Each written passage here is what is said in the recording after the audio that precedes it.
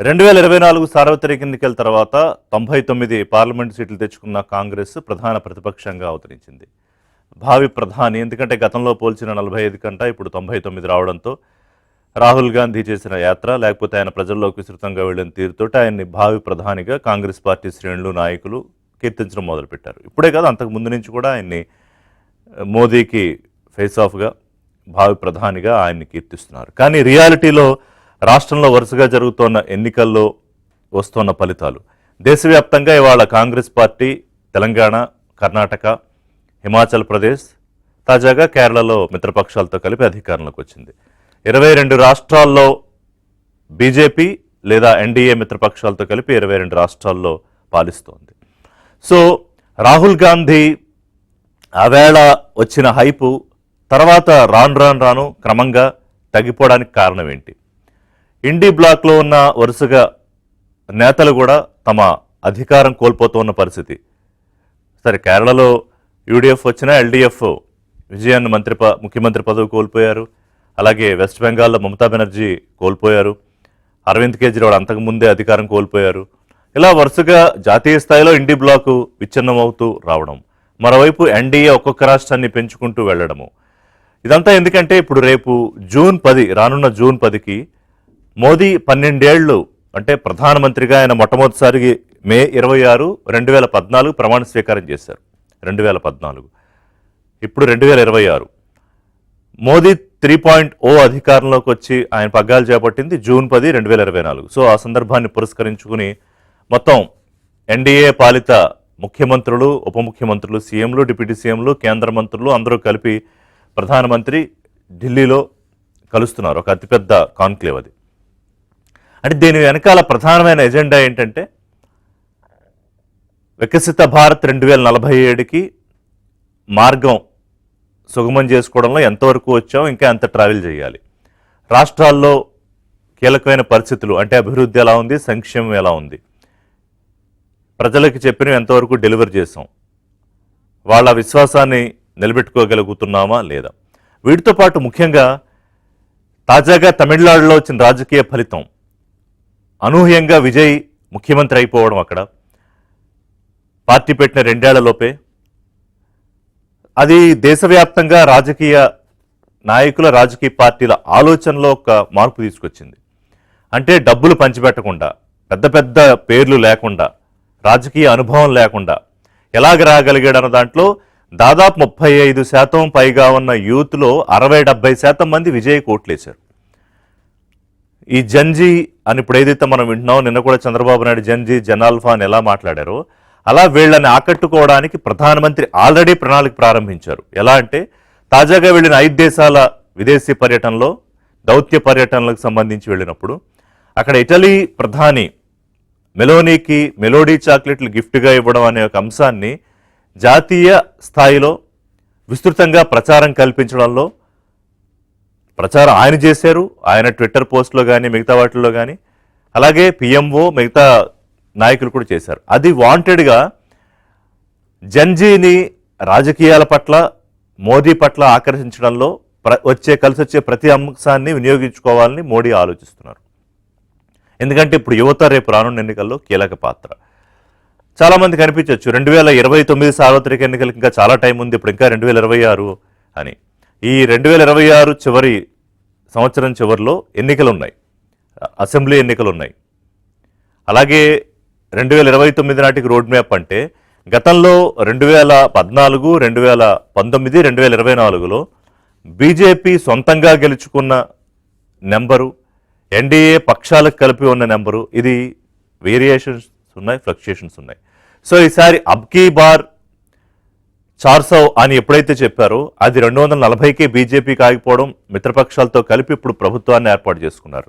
So మిత్రపక్షాల విషయంలో NDA అంటే BJP వ్యవహరించే తీరు మీద కొంత అనుమానాలు ఉంటాయి. సో అది కాదు అని ప్రూవ్ చేయడానికే మొన్న హైదరాబాద్ వచ్చినప్పుడు చంద్రబాబు నాయుడు ఇంటికి వెళ్ళడం కానీ, పవన్ కళ్యాణ్ని చూడడానికి వెళ్ళడం కానీ, లేకపోతే మిత్రపక్షాలతో వ్యవహరిస్తున్న తీరు, ఇవాళ వాళ్ళందరితో కలుపుకున్న ఒక ఆత్మీయ సమావేశం, అభివృద్ధి, సంక్షేమం ప్లస్ ఆత్మీయ సమావేశం, అంటే ఆ కాన్ఫిడెన్స్ని మరింత పెంచుకోవడానికి, అలాగే ప్రతిపక్షాలకు ఒక స్ట్రాంగ్ మెసేజ్ ఇవ్వడానికి. ఇప్పుడు తెలంగాణ ముఖ్యమంత్రి రేవంత్ రెడ్డి అంటారు, వచ్చే ఎన్నికల్లో రాహుల్ని ప్రధానమంత్రి చేయడమే లక్ష్యంగా పనిచేయాలి, తెలంగాణలో మనమే అధికారంలోకి వస్తాం అని. కానీ తెలంగాణలోనూ అధికారంలోకి రావాలని బీజేపీ ఇప్పటికే రోడ్ మ్యాప్ సిద్ధం చేసుకుంటోంది. కర్ణాటకలోనూ అధికారంలోకి రావడానికి రోడ్ మ్యాప్ సిద్ధం చేసుకుంటోంది. అంటే ఇప్పటిదాకా గేట్వేగా ఉన్న మొట్టమొదటిగా సౌత్లో గేట్వే కర్ణాటక, అక్కడ అధికారాన్ని కాంగ్రెస్ కోల్పోయింది. దాన్ని తిరిగి చేజెక్కించుకోవడం, మరో రాష్ట్రమైన తెలంగాణలో ఎలా అయినా ఈసారి అధికారంలోకి రావడం, ఈ రెండు ప్రధాన ప్రణాళికలో భాగంగా ఉండడం. తిరిగి ఎన్డీఏ మళ్ళీ 4.0కి ఇప్పటి నుంచి మార్గం సుగమం చేసుకోవడం, ఇది కూడా దీని వెనకాలన్న ప్రధానమైన agenda.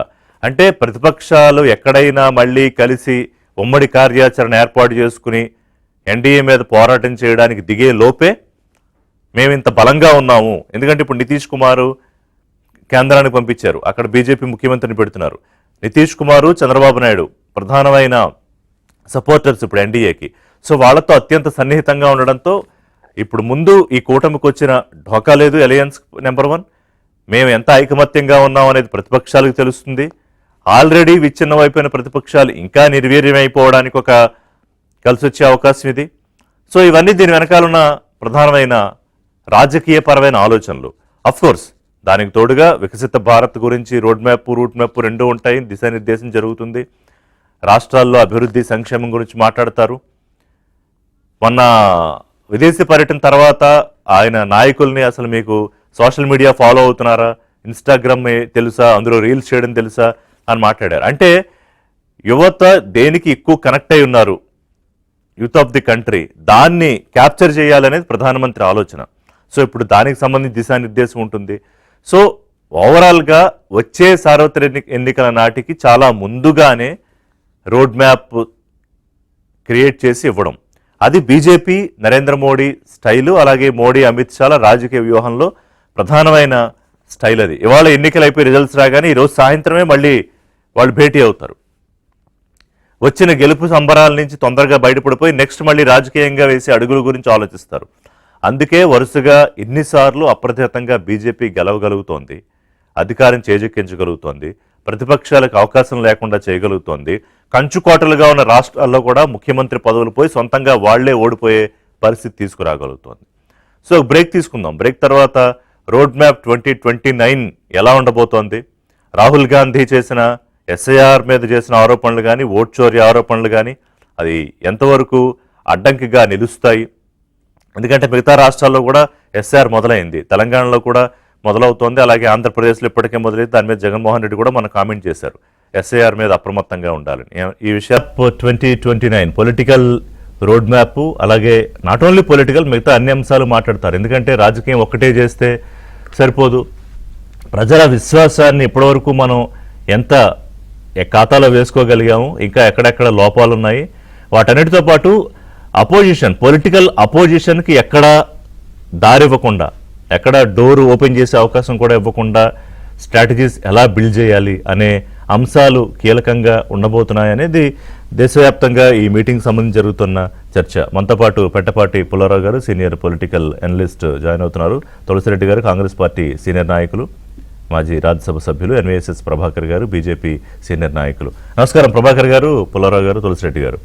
Right, to be start with Tulasireddy గారిని అడుగుతా. తులసిరెడ్డి గారు, అంటే ఇప్పుడు పైకి మనకు కనిపిస్తున్న ఎజెండా ఏంటంటే, ఒకటి ప్రధానమంత్రి 12 ఏళ్లు పూర్తి చేసుకున్న సందర్భం, వరుసగా గెలుచుకుంటూ ఇది మోడీ 3.0. సో దానికి సంబంధించి సరే ఇది ఇంకా అంటే కొంతమంది అన్నారు ఇది చంద్రబాబు నాయుడు ఆయన ఎన్డీఏలో కీలక భాగస్వామిగా ఉన్నారు, ఇలా చేస్తే కలిస్తే బాగుంటుంది అనేది ప్రపోజ్ చేశారు. బట్ దానికి సంబంధించి క్లియర్గా ఎక్కడ లేదు. కానీ ప్రధానమంత్రి అందరితోనూ ఒకసారి ముఖ్యమంత్రులు, ఉప ముఖ్యమంత్రులు, కేంద్ర మంత్రులతో కలిసి మాట్లాడుకోవాలి ఈ సందర్భంగా అని వస్తోంది. సో బట్ దీని వెనకాల ఉన్న పొలిటికల్ ఎజెండా ఏమై ఉంటుందని మీరు అనుకుంటున్నారు? రాజకీయము ఇది నిరంతర పోరాటం. ఇది అటు ఎన్నికలే కాకుండా ఉద్యమాలను కూడా దృష్టిలో పెట్టుకోవాలి. ఇప్పుడు ఫర్ ఎగ్జాంపుల్ వచ్చేసి బంగ్లాదేశ్ లో, నేపాల్లో, శ్రీలంకలో అవి ఎన్నికల కంటే ముందు ఉద్యమాలు వచ్చి ప్రభుత్వాలు మారి మళ్ళీ ఎన్నికలు వచ్చాయి. కాబట్టి రాజకీయ పార్టీలు నిరంతరము అప్రమత్తంగా ఉండాల్సిందే, నిరంతర పోరాటం ఇది. అది బీజేపీకైనా కావచ్చు, బీజేపీకి రోడ్ మ్యాప్ కావాల్సిందే, కాంగ్రెస్ కు కావాల్సిందే, మిగతా పార్టీలకు కావాల్సిందే. గట్టు మంది పెద్ద దేశం, 4 అమెరికాలతో సమానం, 147 కోట్ల జనాభా, 28 రాష్ట్రాలు, 8 కేంద్రపాలిత ప్రాంతాలు, తరచుగా ఎక్కడో చోట ఎన్నికలు, ఉప ఎన్నికలు జరుగుతూ ఉంటాయి అసెంబ్లీలో, పార్లమెంటో. మనం నిరంతరము అప్రమత్తంగా ఉండాల్సిందే. అది నాట్ ఓన్లీ బీజేపీ, అన్ని పార్టీలు కూడా, మా పార్టీ కూడా. నాకు తెలిసి 2029 2027లోనే ప్రధానంగా యూపీ ఎన్నికలు జరగబోతున్నాయి. యూపీ, గుజరాత్, ఉత్తరాంచల్, పంజాబ్. బట్ దానికి రోడ్ మ్యాప్ అవసరమే. 2028లో తెలంగాణ, కర్ణాటక, దానికి రోడ్ మ్యాప్ అవసరమే. ఇంకా 2029కి పార్లమెంటు, అసెంబ్లీ, దానికి రోడ్ మ్యాప్ అవసరమే. తర్వాత ఒక్కొక్క రాష్ట్రానికి అన్నిటికీ యూనిఫామ్ గా రోడ్ మ్యాప్ పనిచేయదు. ఒక్కొక్క రాష్ట్రంలో ఒక్కొక్క రోడ్ మ్యాప్ అవసరం ఉంటుంది. వెస్ట్ బెంగాల్ లో ఒక రోడ్ మ్యాప్ తో గెలిచారు, ఇంకో రోడ్ మ్యాప్ తో తమిళనాడు, కేరళలో ఓడిపోయారు బీజేపీ. అదేవిధంగా వచ్చేసి ఒక రోడ్ మ్యాప్ తో కాంగ్రెస్ కేరళలో గెలిచింది, మిగతా రోడ్ మ్యాప్లతో గెలవలేదు. వెస్ట్ బెంగాల్ లో ఒక సీటు కూడా రాలేదు. కాబట్టి ఇది నిరంతరమైన పోరాటమే. నీ పార్టీలు వేస్తా ఉంటాయి రోడ్ మ్యాప్లు, కాబట్టి ఆ నేపథ్యంలో చేస్తున్నారు. కానీ ఎన్ని చేసినా ప్రధానమైనది మార్పు అనేది, అది అన్నిటికంటే ఎక్కువ రోల్ ప్లే చేస్తుంది. మనం చేసే కృషి తక్కువ కాకపోయినప్పటికీ మార్పు అనేది మానవ సహజం. ఒక స్వీట్ ఉంటుంది, ఫస్ట్ స్వీట్ బాగా స్వీట్ గా ఉంటుంది లడ్డు. రెండవది ఆ లడ్డూలో స్వీట్నెస్ ఏం తగ్గలే, కానీ మన నోటికాడికి వచ్చేకల్లా దానికి కొంచెం తగ్గినట్టు అనిపిస్తుంది. ఇంకా మూడో స్వీట్ వచ్చేకల్లా మార్పు సమానంగా తినకుండా పక్కన పకోడీ కానీ కూడా తిన్నామనిపిస్తుంది. ఇది మానవ సహజం. కాబట్టి ఆ మార్పు అనేది జనరల్ గా 2029లో మోడీ ప్రభుత్వానికి అది ఒక ప్రధానమైన పక్కన మీరు చెప్పిన ఎగ్జాంపుల్, పక్కన ఉన్న పకోడియో ఇంకోటో రుచిగా లేకపోతేనో, లేకపోతే తినాలనిపించకపోతే, ఎంతో కొంత మొహం మొత్తినా కూడా కాస్త లడ్డు మొక్కే మళ్ళీ తిందామని అనిపించవచ్చు. I total agree. అది డెఫినెట్ గా వచ్చేసి ఆ సుత్ మీరు చెప్పింది అనుభవిస్తుంది. అందుకోసం వచ్చేసి ఆ పక్క పకోడీలో కారు ఉండేట్టుగా యూపీఏ గానీ, కాంగ్రెస్ గానీ, ఎన్డీఏ గానీ మేము పనిచేయాలా, ఈ పక్క మేము దానికోసం ప్రయత్నం చేస్తుంటాం. వీళ్ళు వచ్చేసి మేము లేకుండా ఉండేదానికోసం, వీళ్ళు పకోడీ లేకుండా ఉండడానికి ప్రయత్నాలు చేస్తూ ఉంటారు. ఇది కొంచెం లడ్డు కాకుండా వేరేది ఏమైనా మారుస్తామని చెప్పి ప్రయత్నం చేస్తారు. ఇవన్నీ నిరంతర పోరాటం. కానీ ఎన్ని చేసినా ఇది ఈ మార్పుకు కొన్ని పరిస్థితులు ఓసారి అనుకూలిస్తాయి. ప్రస్తుతం నేను అనుకోవడం వచ్చేసి మోడీ ప్రభుత్వానికి ప్రధానమైన ప్రతిఘటన 4 సెక్షన్స్ నుండి: 1 రైతులు, 2 యువత, 3 మహిళలు, 4 విద్యార్థులు. ఇవి ప్రధానమైన సెక్షన్స్.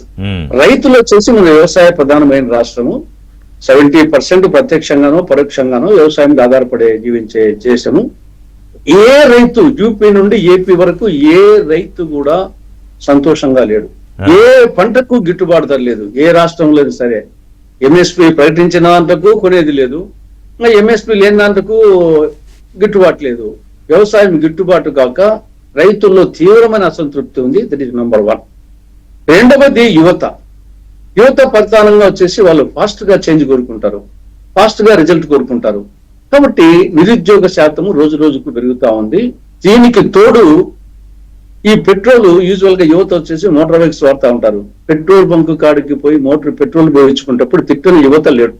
ఈ గత కొద్ది రోజులుగా మోడీ ప్రభుత్వాన్ని తిట్టని యువత లేడు.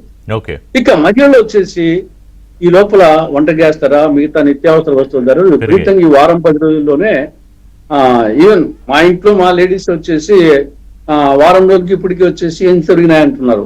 కాబట్టి ప్రతి ఇంట్లో వచ్చేసి మహిళలు ధరల ప్రభావం అందరి మీద పడతా ఉంది. ఇంకా నీట్ లాంటి ఎగ్జామ్స్ ప్రభావం విద్యార్థుల మీద, మిగతా అనేక అంశాలు ఉన్నాయి. ఈ 4: 1 రైతులు, 2 యువత, 3 మహిళలు, 4 విద్యార్థులు, ఈ మేజర్ సెక్షన్స్. కాబట్టి మరి ఎలా దీన్ని ఓవర్ రైడ్ చేస్తుందో చూడాలి. ఎలా చేస్తారంటే ప్రభాకర్ గారు, ఇప్పుడు నీట్ ఎగ్జామ్ గురించి తులసిరెడ్డి గారు చెప్పారు. వచ్చే జూన్ 21 నిర్వహించే NEET exam July or June ఒక సబ్జెక్ట్, జూన్ 21 కదా.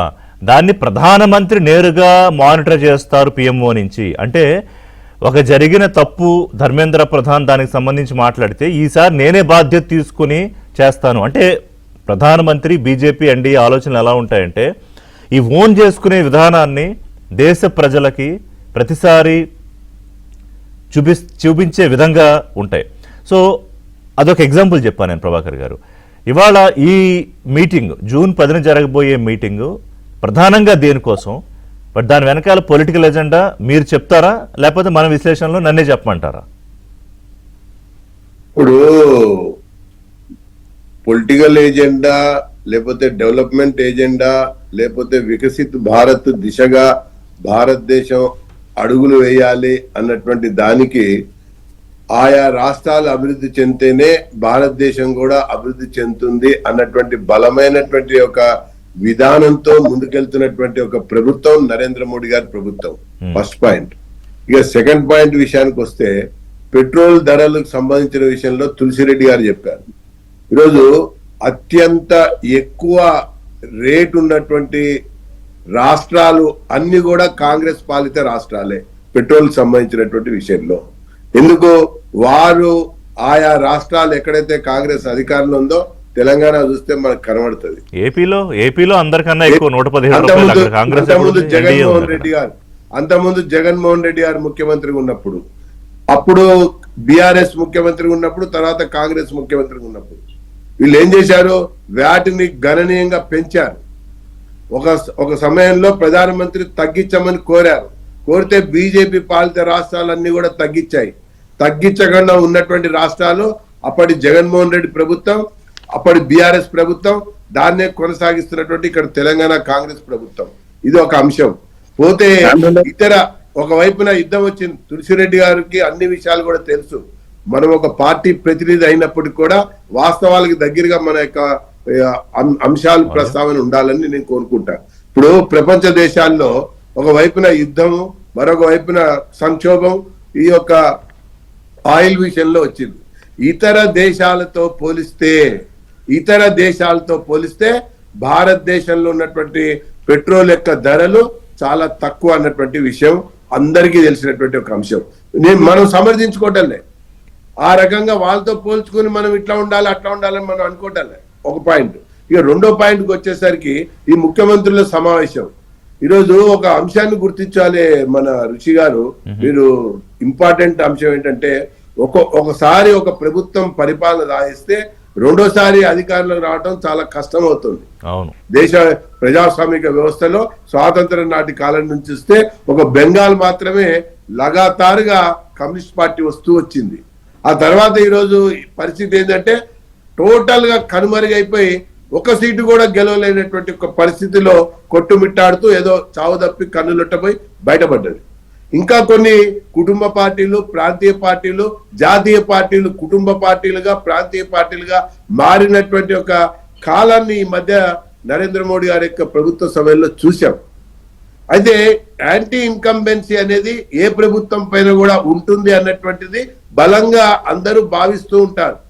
అయితే ఈ యొక్క అంశం విషయంలోనే ఈ వికసిత భారత్ అనేటువంటి లక్ష్యాన్ని పెట్టుకున్నటువంటి మోడీ గారు ఏ రకంగా అన్ని వర్గాలు అభివృద్ధి చెందాలి, సర్వతోముఖ అభివృద్ధి దిశగా అడుగులేయాలి, సత్వర అభివృద్ధికి పునాదులు పడాలి అన్నటువంటి ఒక రీతిలో ఆలోచించడం కొరకు ఆ ముఖ్యమంత్రుల సమావేశం ఈసారి దోహదం చేస్తుందని చెప్పని నేను భావిస్తా ఉన్నా. ఒకసారి అయిపోయింది, ప్రభుత్వంలోకి వచ్చారు సమర్థ ప్రధాని, సుస్థిర ప్రభుత్వం. మరి దేశం మోడీ కావాలని కోరుకుంది కాబట్టి మొదటిసారి వచ్చారు. వచ్చిన తర్వాత పర్ఫార్మెన్స్ తో తీసుకొచ్చినటువంటి ఒక రిఫార్మ్స్ తో అక్కడి నుంచి సాధించినటువంటి ఒక ప్రగతితో రెండోసారి కూడా మరి ప్రధానమంత్రి అయినటువంటి విషయాన్ని మనం చూసాం. అక్కడి నుంచి ఎప్పుడు కూడా ఈ దేశంలో ఏ పార్టీ కూడా, ఏ ప్రభుత్వం కూడా మూడోసారి ఎన్నికైనటువంటి సందర్భం దేశ స్థాయిలో లేనే లేదు. కానీ మూడోసారి కూడా కొంత మెజారిటీ తగ్గినప్పటికి కూడా, అంటే బీజేపీకి సీట్ల సంఖ్య తగ్గినప్పటికి కూడా ఎన్డీఏగా ప్రభుత్వాన్ని నిలబెట్టుకోవటం, మరి ఆ ప్రకారంగా పరిపాలన కొనసాగిస్తూ పోతున్నటువంటి విషయం కూడా మనం చూసాం. ఇట్లా ఒక్కొక్క రాష్ట్రంలో కూడా ఒకసారి, 2 సార్లు, 3 సార్లు, 4 సార్లు, 5 సార్లు గెలుస్తున్నటువంటి ప్రభుత్వాన్ని బీజేపీని అన్నటువంటి విషయాన్ని గమనించాలి. కాబట్టి ఇక్కడ పొలిటికల్ ఓరియంటేషన్ కంటే కూడా డెవలప్మెంట్ యొక్క ఓరియంటేషన్ లో involving all sections of the society, ఈ సొసైటీలో ఉన్నటువంటి అన్ని వర్గాల ప్రజలు కూడా ఈ ప్రభుత్వాన్ని ఓన్ చేసుకోవాలి. ఇందాక మీరు ఒక మాట అన్నారు, ఎక్కడో ఒక దగ్గర ఒక రాష్ట్రంలో మారుమూల పాఠశాలలో, కళాశాలలో, ఒక సెంటర్ లో జరిగినటువంటి నీట్ పత్రిక మరి ప్రశ్న పత్రం లీకు ఏ రకంగా కుదిపివేసిందో మనందరం కూడా చూసాం. కాబట్టి ప్రధానమంత్రి ఈసారి నేనే స్వయంగా రంగంలో దిగుతున్నా అని చెప్పడం జరిగింది.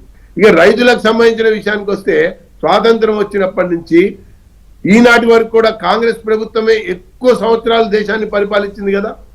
కానీ మద్దతు ధరలు ప్రకటించేటువంటి సందర్భాల్లో మద్దతు ధరలని చాలా ముందస్తుగానే ప్రకటించేటువంటి ఒక విషయంలో భారత ప్రభుత్వం, నరేంద్ర మోడీ గారి ప్రభుత్వం తీసుకుంటున్నటువంటి చర్యలు లాభసాటి యొక్క వ్యవసాయమే కాకుండా, వ్యవసాయం అనేది ఈరోజు జాతీయ ఆదాయానికి మూల బిందువు అయింది. ఎక్కువ మొత్తంలో మరి కంట్రిబ్యూషన్ టు ది ఎకానమీ అనేటువంటి రీతిలో ముందుకెళ్తూ వచ్చినటువంటి విషయం మనం చూస్తూ వచ్చాం.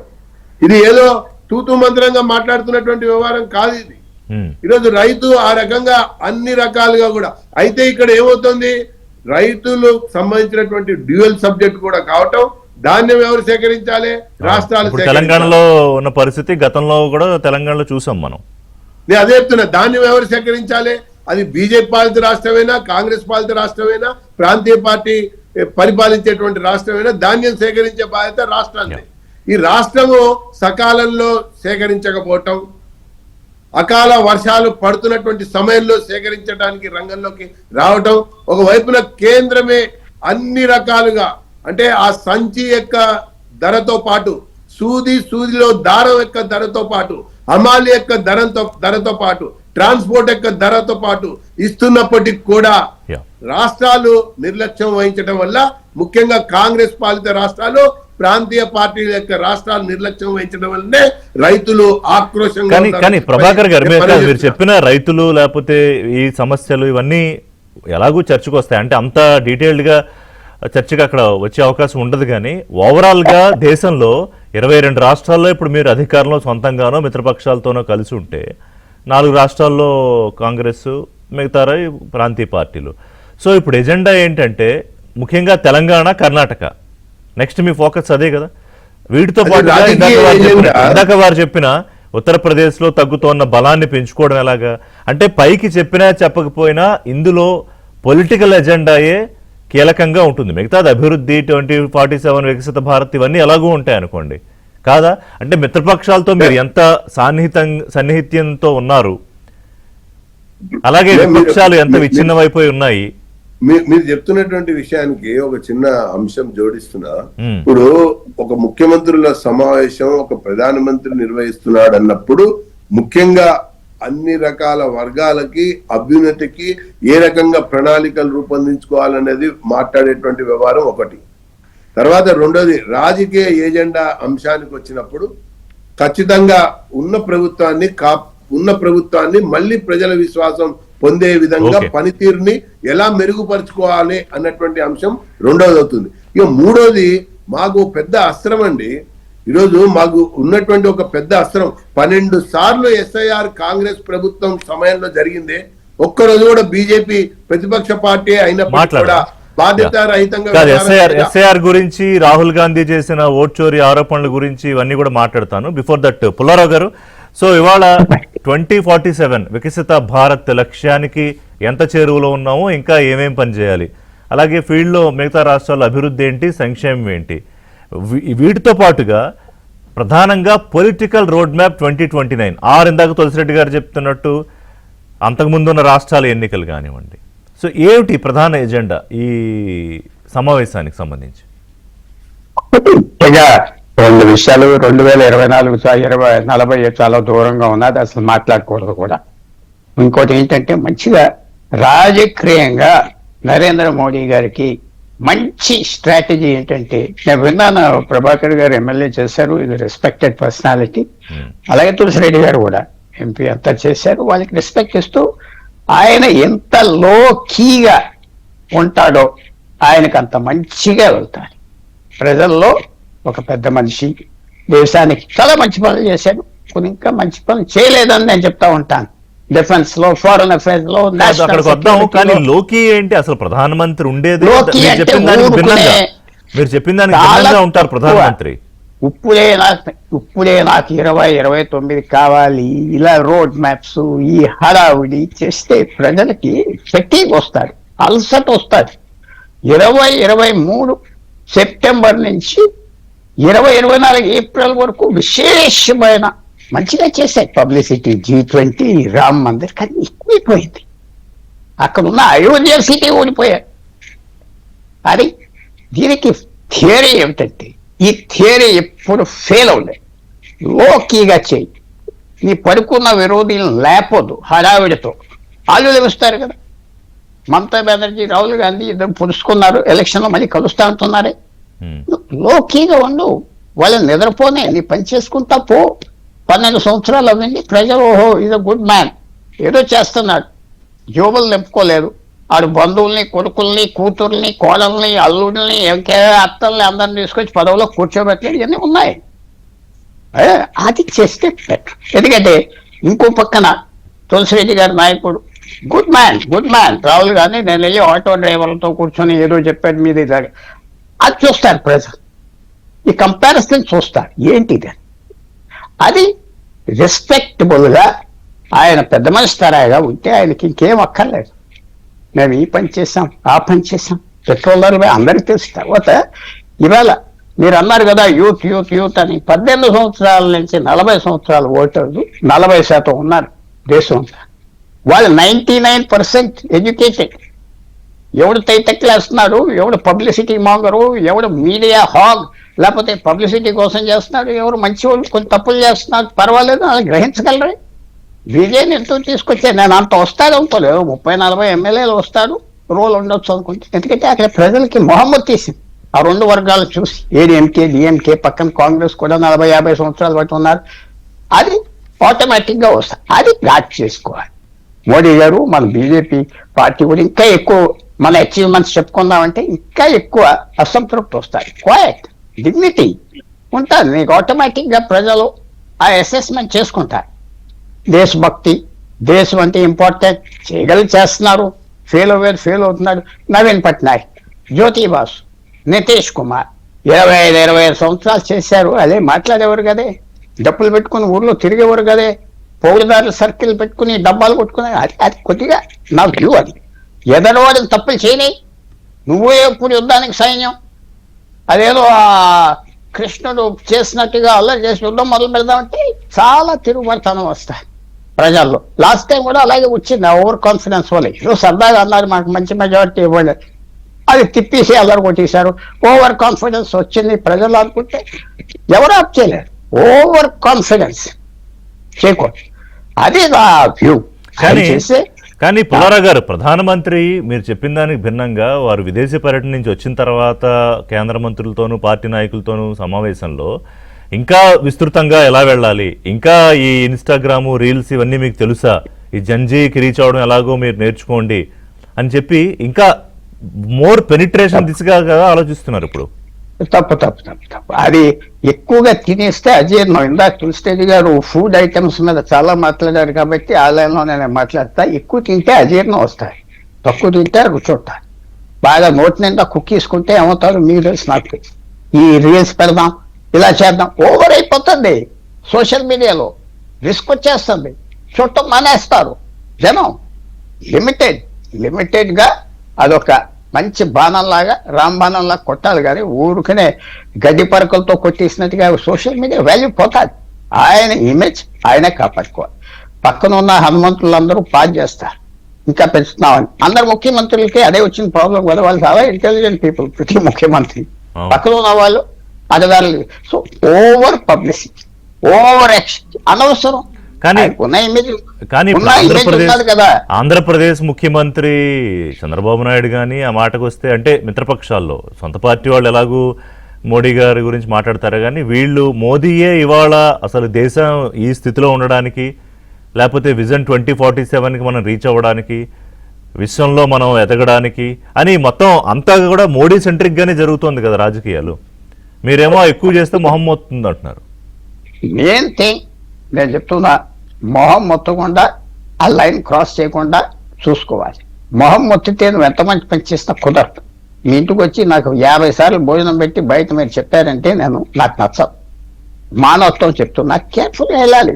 ఓవర్ పబ్లిసిటీ చేస్తే అదే మా అచీవ్మెంట్స్ మేము చెప్పుకోవాలి కదా. మా ఎమ్మెల్యే గారు అంటారు అచీవ్మెంట్స్ అందరికి తెలుసు కదా. ఎక్కడ ఎంతో తెలియదు.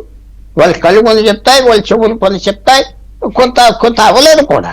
ఆయన సరి చేసుకోవాలి. అసలు పాయింట్ ఏమిటంటే ఆయనలో ఉన్నది ఒక కొంచెం దయాగల హృదయం. ఏ మంత్రి ఏ తప్పులు చేసినా ఏది పాలసీ గురించి చెప్తున్నా. ఫెయిల్ అవుతున్నా ఆ మినిస్ట్రీ, వాళ్ళని పాపం ఆయన తీరు. Good prime minister must be good butcher. 70 సంవత్సరాల క్రితం అన్నాడు ఇప్పుడు బ్రిటిష్ ఉన్నట్టుంది ప్రైమ్ కదా, మినిస్టర్. ఇప్పుడు ఇప్పుడు ఇప్పుడు చాలా మందిని 18-20 మందిని పంపించేస్తారు అంటున్నారు. అది కూడా కీలకంగా పంపించేయాలి. ఎవరిని కాబోతోంది అని పంపిస్తారు? మీటింగ్ ఎవరిని లో. పంపిస్తారు? తప్పులు చేసిన వాళ్ళు పంపాలి. తప్పులు అంటే వాళ్ళ పాలసీ ఫెయిల్ అవి పంపించేయాలి. 150 కోట్ల జనానికి ఊరుకోకూడదు. అయ్యో పాపం అని 10 సంవత్సరాలు 12 సంవత్సరాలు కొంతమంది మంత్రులు ఉన్నారు. అది ప్రజాస్వామ్యంలో అది బోర్ వస్తాం. ప్రజాస్వామ్యం మీడియా 24 గంటలు మీడియా కదా, ప్రతి ఛానల్ 24 గంటల న్యూసే కదా, 24 అవర్ మీడియా ఉన్నప్పుడు అది చాలా కేర్ఫుల్గా డీల్ చేయాలి. అది నేను ఎవరున్నా చేసే పని చాలా వరకు సరిపోతుంది. అది కొంచెం స్లోగా మర్యాదపూర్వకంగా ప్రజల మైండ్ కూడా మనకి ఓవర్ పవర్ అయిపోతున్నాం, భయంకరంగా భయం రాకూడదు. కేర్ఫుల్గా మినిమం తర్వాత ఈవెల్ ఇచ్చి మీరు డప్పులు కొట్టుకుని ఉద్దానికి బయలుదేరుతున్నాం అంటే వాళ్ళు ఎవరా? అదర్ సైడ్ అవుతారు కదా. వాళ్ళు ఉన్న డిఫరెన్సెస్, వాళ్ళు కత్తులతో పొడుచుకున్నారు ఎలక్షన్ అని మర్చిపోతారు. చాలా కేర్ఫుల్గా వెళ్ళాలి. ఇది ఎస్, మీకు చిన్న పాయింట్ చెప్తున్నా. బెంగాల్లో అద్భుతమైన విజయం సాధించారు. చిన్న విజయం కాదు, చాలా ఆశ్చర్యమైన విజయం. అస్సాంలో సరే, తమిళనాడులో టోటల్ ఫ్లాప్, కేరళలో పర్వాలేదు. జాగ్రత్త చూసుకోవాలి. ఎందుకంటే ఎందుకు ఫ్లాప్ అయ్యా? ఎక్కువ హైప్ ఇచ్చేసారు తమిళనాడులో. ఆయన ప్రెస్టీజ్ పాస్ చేశారు. ఏదో గుడి మీద లేపలేదని, లేకపోతే ఇదని ఆ హిస్టరీ తెలియని వాళ్ళు మీడియా స్పోక్స్ పర్సన్స్ చేసి ఏదో వచ్చేస్తారని చెప్పాక సరే తప్పులు అవుతాయి.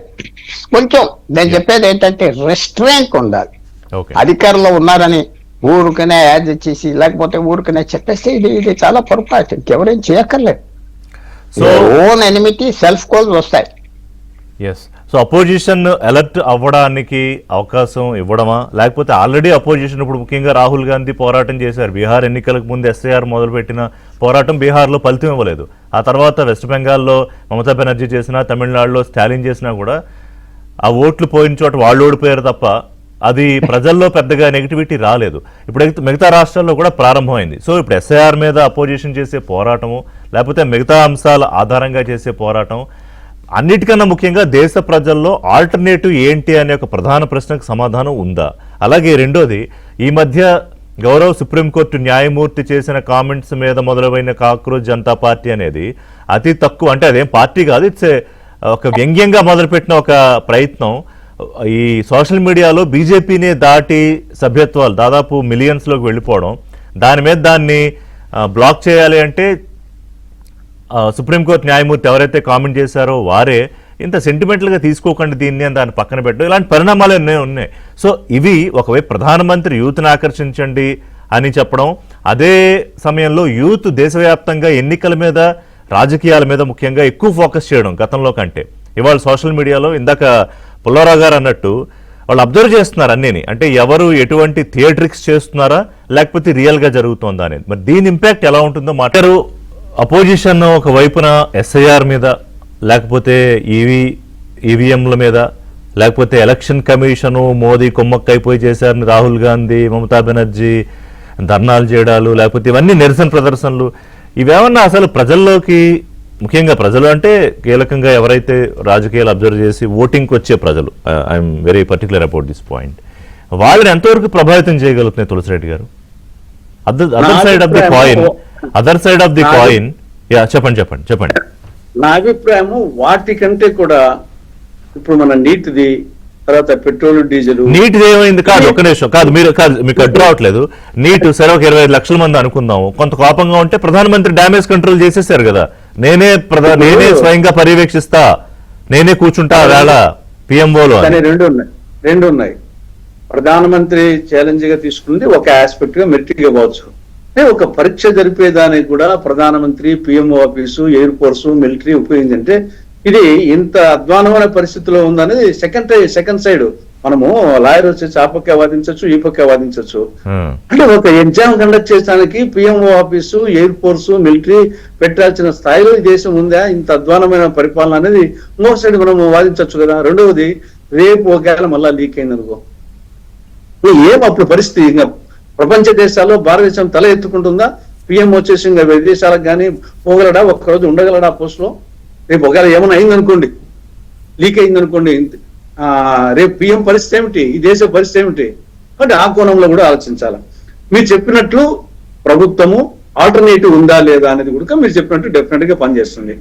దీంట్లో మనము ఇండియా కూటమి లేదా బీజేపీ కాంగ్రెస్ తీసుకున్నాం. ఇప్పుడు ట్రాక్ రికార్డ్ తీసుకుంటే కాంగ్రెస్ కు సంబంధించి 2014లో 44 సీట్లు వచ్చాయి, 2019లో 52 వచ్చాయి, 2024లో 99 వచ్చాయి. అంటే గ్రాడ్యువల్ గా 44, 52 ప్రతిపక్ష హోదాకు రాని పరిస్థితి నుండి 99కి వచ్చినాయి.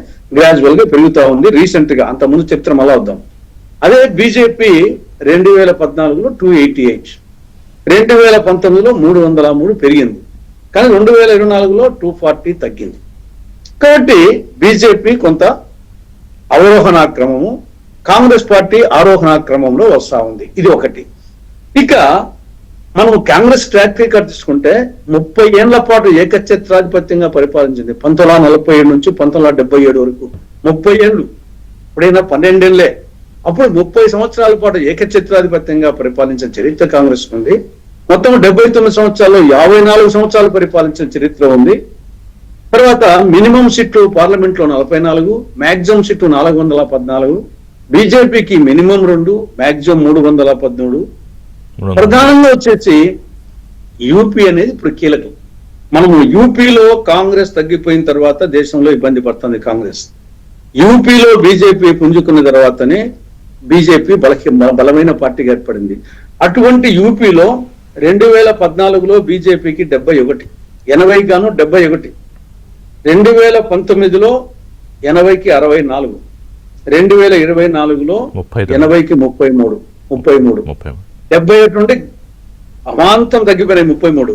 కాబట్టి రేపు కూడా యూపీ ఒక రాష్ట్రమే కావచ్చు, కానీ 2027 అసెంబ్లీ ఎన్నికలు ఇంపార్టెంటే. మొత్తం ఈ దేశాన్ని ప్రభావితం చేస్తాంటూ ముందు ఏ ప్రభుత్వమైనా అటు కాంగ్రెస్ కానీ అటు బీజేపీ కానీ మెయిన్ గా యూపీ మీద కాన్సన్ట్రేట్ చేసి యూపీలో పుంజుకుంటే కాంగ్రెస్ అధికారానికి వచ్చినట్టే. యూపీలో పుంజుకోకుండా మిగతా ఎన్ని చేసినా గానీ యూపీలో 80 సీట్లు అంటే ఇప్పుడు మీరు రాష్ట్రాల ప్రాతిపదికన స్టాటిస్టిక్స్ చెప్తున్నారు తులసిరెడ్డి గారు. But my question here is, అసలు మీరు దేశంలో మోదీకి ధీటుగా ఇదిగో ఒక నాయకుడు రాహుల్ గాంధీ, లేదు మీరు వాయనాడులో ప్రియాంక గాంధీని తీసుకొచ్చి నిలబెట్టారు. ఇప్పుడు రామచంద్ర గుహ ఇవాళ ఒక ఆర్టికల్ రాశారు ఆయన, అది కరెక్ట్ కాదని చెప్పాను నేను అప్పుడు కాంగ్రెస్ కి. బట్ లేదు మేము సౌత్ ని నార్త్ ని మేము బ్యాలెన్స్ చేస్తున్నాం అని చెప్పారు అని చెప్పి ఆయన ఒక థియరీ రాసుకొచ్చారు. సరే, ఖర్గే ఇవాళ ఏఐసిసి ప్రెసిడెంట్. నా పాయింట్ ఏంటంటే మోదీకి ఆల్టర్నేటివ్ ఫేస్ అపోజిషన్ లో ఒకటి ఉంది అనేది కదా దేశ ప్రజల్లో ముందు విశ్వాసం కలిగించాలి. రాహుల్ గాంధీని దానివల్ల ఇంకా సెకండ్ థాట్ ఏం అవసరం ఉంది? వచ్చేసి Modi versus Rahul, that's all, అంతే. Congress versus BJP, India versus NDA. కానీ దానికి మళ్ళీ సెకండ్ అనేది ఏముంది? వచ్చేసి 100కి 150% రాహుల్ రాహుల్ రాహుల్. ఇందాక మీరు చెప్పిన లెక్కల్లో మేము 40 నుంచి 50, 50 నుంచి 90 పెరిగాం, వాళ్ళు 200, 300 తగ్గామంటే ఇప్పుడు ఒక స్టూడెంట్ కి ముందు 34 మార్కులు, తర్వాత 45 మార్కులు వచ్చి పాస్ అయ్యి తర్వాత 60 మార్కులు ఫస్ట్ క్లాస్ వచ్చింది. ఇంకో స్టూడెంట్ కి డిస్టింక్షన్ 97, తర్వాత 92, తర్వాత 85 వచ్చినట్టు ఆ ఎగ్జాంపుల్ లాగే ఉంది. అది ఇప్పుడు ఎవరు డిస్టింక్షన్ లో ఉన్నారనేది కదా ముఖ్యం. చంద్రబాబు నాయుడు 1968లో SSLC ఫెయిల్ అయినాడు, మీకు తెలుసో తెలియదు. SSLC ఫెయిల్ అయిపోయినాడు. ఆయన వచ్చేసి ఇప్పుడు వచ్చేసి 15 సంవత్సరాల పాటు అది వేరు. అంటే ఎగ్జాక్ట్లీ మీరు అలా అయితే చదువుకున్న వాళ్ళు చాలా మంది దేశాన్ని వెళ్తున్నారు. లేకపోతే అంతకంటే పెద్ద ఎగ్జాంపుల్ కావాలన్నా? SSLC ఫెయిల్ అయిన క్యాండిడేట్ వచ్చేసి ఈ రోజు ప్రపంచ స్థాయిలోనే లెజెండరీ విజనరీగా పేరు ప్రఖ్యాతులు సంపాదించుకున్నాడు. కాబట్టి పొద్దుసం ఒకే విధంగా ఉండాలని ఏం లేదు. రాహుల్ వచ్చేసి ఎప్పటికీ వచ్చేసి పార్టీ పరంగా ఆయన ఒక ఎస్టాబ్లిష్ లీడర్ వచ్చేసి రాహుల్ కంటే మించంలో ఉన్నారు. కానీ రాహుల్ గాంధీ ప్రచారం చేసిన చోట్ల కానీ లేకపోతే ఆయన విస్తృతంగా SIR మీద, ఎలక్షన్ కమిషన్ మీద చేసిన యుద్ధం కానీ ఎక్కడ ఉపయోగపడింది మీకు? అరే 44 నుంచి 52కు, 50 నుండి 99కి ఇది పెరిగినట్టు కాదా? లేకుంటే కేరళలో వచ్చేసి వచ్చిన చోట రాహుల్ గాంధీ ప్రచారం చేయలేదా? ఏమన్నా కేరళ రాహుల్ ప్రచారం చేయలేదా? వెస్ట్ బెంగాల్ ప్రచారం చేయలేదా? కొన్ని చోట ఓడిపోతాం, కొన్ని చోట గెలుస్తాం. నరేంద్ర మోడీ ప్రచారం చేయలేదా కేరళలో? తమిళనాడులో ప్రచారం చేయలేదా? ఊపుకుంటూ వచ్చిందేమన్నా? ఆడ 1, 2, 3. కాబట్టి ఒక్కొక్క రాష్ట్ర పరిస్థితి ఒక విధంగా ఉంటుంది, ఒక్కోసారి ఒక విధంగా ఉంటుంది. కాబట్టి 2 సీట్లు ఉన్న బీజేపీ 303 ఎట్లు వచ్చినాయి? నేను చెప్తే అదే చెప్పింది వాళ్ళ 2, 303 మా 44 414 1984లో 414 సీట్లు వచ్చిన పరిస్థితిలో మళ్ళా 89 కల్లా ఓడిపోయింది కాంగ్రెస్. 414 నుండి ఓడిపోయింది 89, 84 414 29 ఓడిపోయింది. కాబట్టి ఈ పద్దోసం ఒకే విధంగా ఉండవు. వచ్చేసి ఇప్పుడు వస్తానే గ్రాజువల్ గా వచ్చేసి ఇది ప్రమోషన్ కాదు, మ్యుటేషన్స్ రాజకీయాల్లో వచ్చేసి ఇప్పుడు పొలిటికల్ మ్యుటేషన్ జరగబోతుందని మీరు నమ్ముతున్నారు? 100% సునామీనే. 2020 మార్పు కోరుకుంటున్నారు. నేను ముందే చెప్పినట్టు రైతులు, యువత, విద్యార్థులు, మహిళల్లో మార్పులు కోరుకుంటున్నారు. మెజారిటీ సెక్షన్ ఓటర్స్ వాళ్ళే మార్పు తథ్యము. సూర్యుడు తూర్పున ఉదయించేది ఎంత నగ్న సత్యమో 2029లో మోడీ ప్రభుత్వం దిగిపోవడము, కాంగ్రెస్ రాహుల్ గాంధీ నాయకత్వం రావడము అంతా తథ్యం. ఒక బ్రేక్ తీసుకున్న తర్వాత ప్రభాకర్ గారు, తులసిరెడ్డి గారి కాన్ఫిడెన్స్ దాని మీద మాట్లాడదాం. ఎందుకంటే ఒకవైపు మీరు నెక్స్ట్ మళ్ళీ ఏం చేయాలి అనే యాక్షన్ ప్లాన్ లో దిగిపోతే అసలు రిజల్ట్ రివర్స్ అవుతుందని తులసిరెడ్డి గారు ప్రభాకర్ గారు, నేను 5 కీ పాయింట్స్ అని చెప్తున్నా. ఒకటి, సౌత్ ఇండియా మిషన్ 2047. ఇప్పుడు మొన్న తమిళనాడులో జరిగిన అనూహ్యమైన విజయ్ గెలుపు, ఆయన ప్రధానమంత్రిని కలిశారు, అక్కడ ఆయన అవలంబించిన తీరు, దానికి సంబంధించి ఆల్రెడీ చర్చ మొదలయ్యే ఉంటుంది. అలాగే తెలంగాణ, కర్ణాటక నెక్స్ట్ మీరు చెప్తున్నట్టు ఓపెన్ గా మీ టార్గెట్ లో ఉన్నాయి.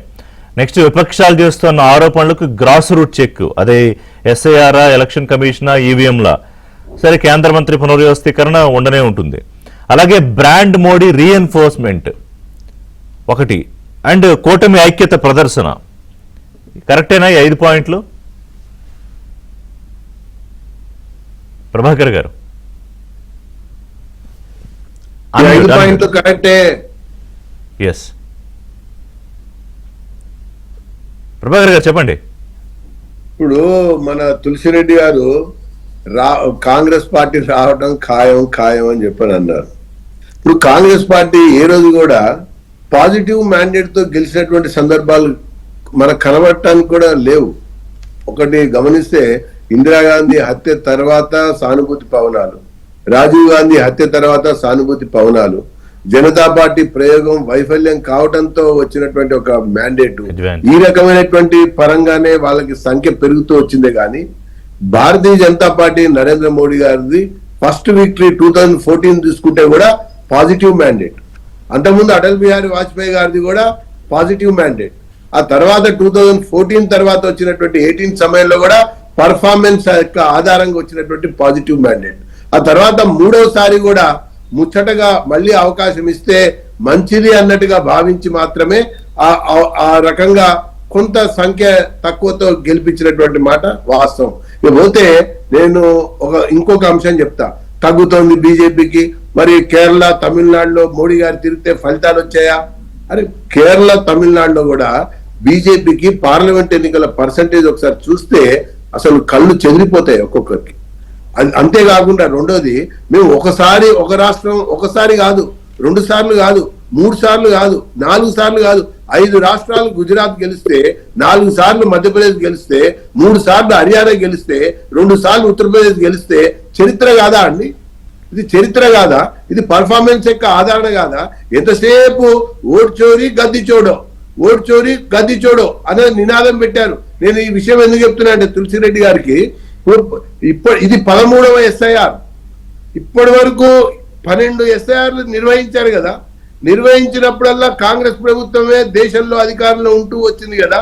కానీ ఒక విపక్ష పార్టీగా, ప్రతిపక్ష పార్టీగా ఏనాడు ఎస్ఐఆర్ ని తప్పుపట్టినటువంటి సందర్భాలు కానీ, దాఖలాలు కానీ బీజేపీ వైపు నుంచి లేవు.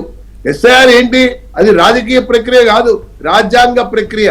ఈ రాజ్యాంగ ప్రక్రియలో 18 సంవత్సరాలు ఓటక్కు నిండిన వాడికి ఓటక్కు కల్పించడం ఒకటైతే, దొంగ ఓట్లు తీసేయటం రెండోదైతే, 3-4 చోట్ల ఉన్నటువంటి ఓట్లని వాళ్ళ ఛాయిస్ ప్రకారంగా ఒకే చోట ఓటించడం మరొకటైతే, దీన్ని కూడా రాజకీయ అంశం చేసేసరికి అవగాహన లేనటువంటి అనాలోచిత వ్యక్తి రాహుల్ గాంధీ ఇంకా చైల్డిష్ వ్యవహారంగా ఉందని చెప్పని భావిస్తూ వచ్చారు. కాబట్టి మమత కూడా బెంగాల్ ఎన్నికల సమయంలో రాహుల్ గాంధీని తూర్పార పట్టింది.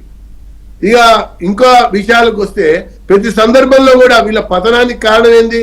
వీళ్ళ పతనానికి ఓన్లీ ఒకటే ఒక రీజన్, ఎంతసేపు అప్పీజ్మెంట్ మైనారిటీల అప్పీజ్మెంట్ కొరకే ఉన్నాం అన్నట్టుగా వీళ్ళు వెళ్తూ వచ్చారు. అరే మన ఆవు దూడ గుర్తును కూడా వీళ్ళు తీసేసుకున్నారండి, వదిలేసుకున్నారు. ఆ తర్వాత క్రమ కాలంలో మీరు చూడండి, ఎప్పుడైతే అప్పీజ్మెంట్ సంబంధించినటువంటి పాలిటిక్స్ కి ప్రారంభమయ్యారో వీళ్ళు ఒక్కొక్క రాష్ట్రంలో కనుమరుగయ్యారు. చివరికి వీళ్ళకి వ్యూహకర్తలు, సిద్ధాంతకర్తలు, మరి స్ట్రాటజిస్టులు చెప్పినటువంటి మాటలు ఏంటంటే రాహుల్ని కూడా గుళ్ళకి వెళ్ళమన్నారు, రాహుల్లో కూడా సాధుల్ని, సంతుల్ని, మఠాలని కలవమని చెప్పన్నారు. అయినా కూడా వీళ్ళ యొక్క బుద్ధి, వీళ్ళ యొక్క ఆలోచన, వీళ్ళ యొక్క విధానం ఏ రకంగా ఉంది అనేది దేశానికి సంబంధించినటువంటి ముఖ్యమైన సంఘటనలు జరిగినప్పుడు వీళ్ళ మాట ఈ పూట ఈ కాంగ్రెస్ నాయకుల నోట అది పాకిస్తాన్ మాటగా అన్నా, బంగ్లాదేశ్ మాటగా అన్నా, విదేశీ విధర్మీయుల యొక్క మాటలకి ఊతమిచ్చేటువంటి విధంగా అన్న వ్యవహారం చేశారే గాని దేశ ప్రజలకి, దేశ ప్రగతికి మాట్లాడుతున్నటువంటి మాటలుగా వీళ్ళకి కనబడలా. మన ఆపరేషన్ సింధూర్ సమయంలో కూడా ఎంత కించపరుస్తూ మాట్లాడారు, కార్గిల్ సమయంలో కూడా ఎంత అవమానపరుస్తూ మాట్లాడారు. చైనా ఇండియా సంబంధించినటువంటి ఒక సందర్భం వచ్చి సరిహద్దులో ఒక సంఘటన జరిగితే కూడా వీళ్ళు ఏ రకంగా అన్వయిస్తూ మాట్లాడారు, ఇది దేశ ప్రజలు గమనిస్తున్నారండి, ఆలోచిస్తున్నారండి. కాబట్టే ఇప్పుడు ఉన్నటువంటి ఒక కాలంలో ప్రధానమంత్రి మారుతున్నటువంటి కాలం క్రమంలో రకరకాల వ్యవహారాలు బయటకు వస్తున్నటువంటి తరుణంలో ముఖ్యమంత్రుల సమావేశం ఏర్పాటు చేయడం ద్వారా ప్రజలకి మరింత చేరువ అవటానికి, ఒకటి అన్ని వర్గాలకి ఈ ప్రభుత్వాలు పూర్తిగా ఆపరేషన్ తెలంగాణ కూడా ఆల్రెడీ ప్రారంభమైంది కదా. ఆ రకంగా ఇప్పుడు నక్సలైట్లను ఆపరేషన్ తెలంగాణ చెప్పండి. ఇప్పుడు ఆపరేషన్ తెలంగాణ అనేది, ఆపరేషన్ కర్ణాటక అనేది మెయిన్ ఎజెండాలో ఉంది. ఓకే, మెయిన్ ఎజెండాలో ఉంది అని అంటే అది కేవలం రాజకీయం కోసం కాదు, మీరు గమనించాలి. ఇప్పుడు ఫస్ట్ మొన్న ప్రధానమంత్రి వచ్చినప్పుడు ఒక మాట అన్నాడు, ఏమన్నాడు? రేవంత్ రెడ్డి గారు మీరు చెప్పిన ప్రకారమే, ఇది ఒక్క విషయం వినాలండి, రేవంత్ రెడ్డి గారు మీరు చెప్పిన ప్రకారమే మన్మోహన్ సింగ్ నేను ముఖ్యమంత్రిగా ఉన్నప్పుడు చేసిన గుజరాత్ సహకారము ప్రకారంగానే నేను ఇక్కడ కనుక చేయాలని మీరు అంటున్నారు, చేసినట్టయితే ఇప్పుడు వస్తున్నటువంటి నిధుల కంటే సగానికి పైగా సగం తగ్గిపోతాయని అదే అన్నారు. అలాగే మీరు నాతో కలిసి రండి అన్నదానికి ఓ పెద్ద చర్చ జరిగింది. అది ఆ విషయం ఏంటంటే అభివృద్ధిలో మేము వేగం అందుకుంటున్నాం, అభివృద్ధిలో మేము పుంజుకుంటూ ముందుకెళ్తున్నాం. మీరు గత కేసీఆర్ లాగా, లేకపోతే గతంలో ఉన్నటువంటి స్టాలిన్ లాగా, గతంలో ఉన్నటువంటి ముఖ్యమంత్రులాగా వ్యవహారం చేస్తే తెలంగాణ అభివృద్ధికి అనేక ఆటంకాలు పడతాయి అన్నట్టుగా. పుల్లారావు గారు కంక్లూడ్ చేయండి. ఒకటి, దేశంలో ప్రతిపక్షాలు సరే మొన్న దెబ్బతిన్నాక మమతా బెనర్జీ మళ్ళీ కలిసి పనిచేద్దామని అడగడము, సో ప్రతిపక్షాలకు సంబంధించి దేశ ప్రజల్లో ఆల్టర్నేటివ్ అనే చూసే ఒక అవకాశం ఇంకా టైం ఉంది, వస్తుందా? రెండోది, ఇవాళ ఎవరి వ్యాఖ్యలతో వచ్చినా ఈ సోషల్ మీడియాలో పుట్టుకొచ్చిన ఒక వైఖరి రాను రాను పెరుగుతోంది. సో అది రేపు రానున్న ఎన్నికల్లో ఏమన్నా ఇంపాక్ట్ చేస్తుందా ఓట్ పరంగా? ఇక్కడ ఏమన్నా మాట్లాడుకోవచ్చు సోషల్ మీడియాలో, బట్ ఓట్ పరంగా ఏమన్నా ఉంటుంది? సోషల్ మీడియా ఒపీనియన్ ఇంపాక్ట్ ఉంటుంది. అది అధికారంలో ఉన్నవారు ఎలా డీల్ చేసుకుంటారో వాళ్ళతో ఉండాలి, చాలా కేర్ఫుల్ గా డీల్ చేసుకోవాలి. అది మొదటే చెప్పాను. రెండో, తులసిరెడ్డి గారు 99 ఎంపీలు వచ్చారు. తులసిరెడ్డి గారు కర్ణాటకలో, తెలంగాణలో 17 వచ్చినాయి. కాంగ్రెస్ ఒంటరిగా పోరాటం తీసేస్తే 82లో అన్ని వాళ్ళకి అలయన్స్ వల్లే వచ్చినాయి కదా. డిఎంకే, శివసేన, ఎన్సిపి బీహార్ లో సొంత బలం కాదు. డిసెంబర్ 2023న నితీష్ కుమార్ ని చైర్మన్ చేసి ఉంటే ఫ్రంట్ కి బీజేపీ ఓడిపోదునే. 242, 220 నేనే ఉంటానంటే ప్రజలు 25 సంవత్సరాలు బట్టి ఒప్పుకోనప్పుడు తప్పుకోవాలి. విజయం కావాలా, నష్టం కావాలా పేరుతో. అది పెద్ద ప్రాబ్లం. అది మోడీ గారికి అడ్వాంటేజ్. కానీ మోడీ గారికి అడ్వాంటేజ్ ఉన్నదని నేను ఇందాక కూడా చెప్పాను, కేర్ఫుల్ గా వెళ్ళాలి. సోషల్ మీడియా అన్ని పెరుగుతూ ఉంటుంది, ఇంకా 2 సంవత్సరాలు ఇంకా పెరుగుతుంది. మనుషులు చదువుతారు, చాలా కేర్ఫుల్ గా హంబల్ గా ఉండాలి, నమ్రత ఉండాలి ఏ నాయకుడైనా. అది చేసుకుంటే అడ్వాంటేజ్ ఉంటుంది. ఇలాగే కాంగ్రెస్ పార్టీ చీటింగ్ బాటికి మాదే నాయకత్వం, మేమే మోడీ గారికి కుదరదు. ప్రజలు ఒప్పుకుంటారా? నేను వెళ్ళి ఆ బెంగాలీ మార్కెట్ లో ఆటో డ్రైవర్ యూనిఫామ్ వేసుకొని చూస్తే ప్రజలు ఆయన ఆటో డ్రైవర్ మంచోడు, చాలా గుడ్ క్యారెక్టర్, మంచి మనిషి. ఓడిపోయాక కొద్దిగా పోలేదుగా. కానీ ఆయన ఎస్ఐఆర్ మీద కానీ లేకపోతే ఎలక్షన్ కమిషన్ అసలు అది కంప్లీట్ గా నాన్ సీరియస్ డిస్కషన్ అయిపోయిందా? అయిపోయింది కదా. బెంగాల్లో ఏదో అనుకున్నారు, నేను అనుకోలేదు. అంత కన్సాలిడేషన్ వచ్చేసి అనవసరం. ప్రతి విషయానికి ఒపోజ్ చేయక్కర్లేదు. క్రిటికల్ ఇష్యూ తీసుకొని సపోర్ట్ చేయండి, ఆల్టర్నేటివ్ మంచిగా నేను ఉన్నానని చెప్పుకోండి. ఆ చెప్తే పనులు జరుగుతాయి. ఒపోజిషన్ ఉన్నారు దేశంలో, కానీ నాయకులు ఎవరో అది ఎతుకుతారు వేస్తే కాదు. ఇది ఇప్పుడు మోడీ గారికి ఛాలెంజ్ ఏమిటంటే కేర్ఫుల్ గా, సాఫీగా, నమ్మరతగా వెళ్ళాలి ఈ 3 సంవత్సరాలు. లేకపోతే రివర్స్ వస్తాయి ప్రజలకి. అది ఎక్కడైనా రివర్స్ వస్తాయి. ఈ ఆపోజిషన్ ఏంటంటే మేమే నాయకుడు, కాంగ్రెస్ నాయకుడే ప్రధానమంత్రి అనేది ఇది మరి ఎలాగనిపిస్తుంది? నీకు అంత బలం లేనప్పుడు 17 ఎంపీలు తీసేస్తే ఏమొచ్చినాయి చెప్పండి? మహారాష్ట్రలో 13 వచ్చినాయి కాంగ్రెస్ పార్టీకి, ఇప్పుడు వస్తాయా? తగ్గిపోయినాయి కదా. సో కేర్ఫుల్ గా కాంగ్రెస్ బీజేపీ పోరాడిన రాష్ట్రాల్లో రాజస్థాన్ తప్ప ఎక్కడో ఒక సీట్ రాలేదు. సో అది కూడా స్ట్రాటజీ మార్చుకోవాలి. పాత వాళ్ళని తీసుకోవాలి, కొత్త వాళ్ళని తీసుకోవాలి, నాయకత్వం వైద్యం చేయాలి, డెమోక్రసీ ఇచ్చే కనపడితే కాంగ్రెస్ కన్వెన్షనల్ పద్ధతులు అయితే ఇక పనికిరావు. నాకు తెలిసి బీజేపీ ఆల్రెడీ ఆ పందా తీసేసుకుంటుంది. అవే నాకు తెలిసి ప్రధానమంత్రి చెప్తారు. చూద్దాం మరి అపోజిషన్ ఏం తీసుకుంటుంది అనేది. థ్యాంక్స్ వెరీ మచ్ తులసిరెడ్డి గారు, ప్రభాకర్ గారు, పుల్లారావు గారు. ఇది వాళ్ళ బ్రేక్.